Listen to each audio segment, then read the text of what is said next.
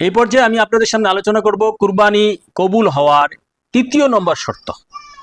প্রথম দ্বিতীয় আলোচনা করেছি। প্রথম শর্ত হচ্ছে কুরবানি কবুল হওয়ার এক নম্বর শর্ত হচ্ছে ইমানদার হইতে হবে ওই ব্যক্তি, বা ওই ব্যক্তিকে ইমানদার হইতে হবে।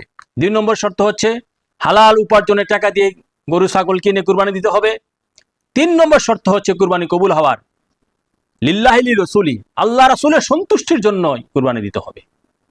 3 নম্বর শর্ত হচ্ছে কুরবানি কবুল হওয়ার আল্লাহ রাসূলের সন্তুষ্টি, একমাত্র লিল্লাহি ওয়া লিরাসূলিহি, আল্লাহ রাসূলের সন্তুষ্টির জন্য আপনাকে কুরবানি দিতে হবে। শুধু কুরবানি নয়, যারা সত্যিকারের ইমানদার হালালখোর তারা অবশ্যই আল্লাহ রাসূলের সন্তুষ্টির জন্য কুরবানি দিবে। দেখেন সমাজে আমার রাসূল সাল্লাল্লাহু আলাইহি ওয়াসাল্লাম মুসনাদ আহমদ হাদিসে স্পষ্ট ভাষায় বলে দিয়েছেন, মান সাল্লা ইউরাহি ফাকাত আশরাকা, কেউ লোক দেখানোর জন্য নামাজ পড়লো সে শিরক করলো। মান সামা ইউরাহি ফাকাত আশরাকা, কেউ লোক দেখানোর জন্য রোজা রাখলো সে শিরক করলো। মান তাসাদ্দাকা ইউরাহি ফাকাত আশরাকা, কেউ লোক দেখানোর জন্য দান খরচ করলো সে শিরক করলো। অতএব লোক দেখানোর জন্য কুরবানি দিলেন গরু, 10 লাখ টাকা দিয়ে গরু কিনা, শিরক শিরক শিরক। নবীজির হাদিস অনুযায়ী লোক দেখানোর জন্য ফাওয়াইলুল লিল মুসাল্লিন, হাবিয়া দুজক নামাজীদের জন্য। কোন নামাজ? যে নামাজ লোক দেখানোর জন্য করা হয়।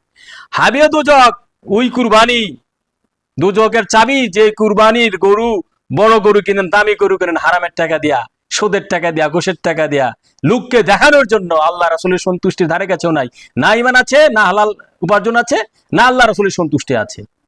কি করলেন? দুজকে যাবেন, দুজকটা কিনলেন। লোক দেখানোর জন্য দান খরচ করলেন, দুজক কিনলেন। লোক দেখানোর জন্য কোন কর্মই আল্লাহ, এটা শিরক।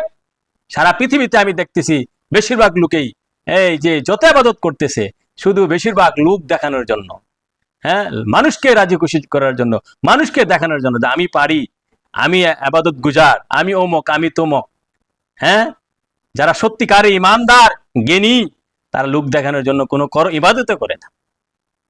তারা এমন কর্ম করে লোকদের কাছে ঘৃণার পাত্র হওয়ার জন্য, লোকদের কাছে গালি খাওয়ার জন্য। এমন ওলিয়া লাগে আছে পৃথিবীতে, অনেক আছে। তাহলে কি করবেন? কুরবানি অবশ্যই দিবেন। 1 নম্বর শর্ত হচ্ছে ইমানদার হইতে হবে। 2 নম্বর হচ্ছে কুরবানি কবুল হওয়ার প্রথম শর্ত ইমানদার হইতে হবে। দ্বিতীয় শর্ত হচ্ছে হালাল উপার্জনের টাকা দিয়ে গরু ছাগল কুরবানি দিবেন। 3 নম্বর শর্ত হচ্ছে একমাত্র আল্লাহ রাসূলের সন্তুষ্টির জন্য। এই জায়গা থাকা বহুত কঠিন। আল্লাহ রাসূলের সন্তুষ্টির জন্য কুরবানি দিবেন। আল্লাহ রাসূল যেন আমাদেরকে তা মানা বোঝা পালন করে তৌফিক দান করে। ওমা আলাইনা ইল্লাল বালাগ।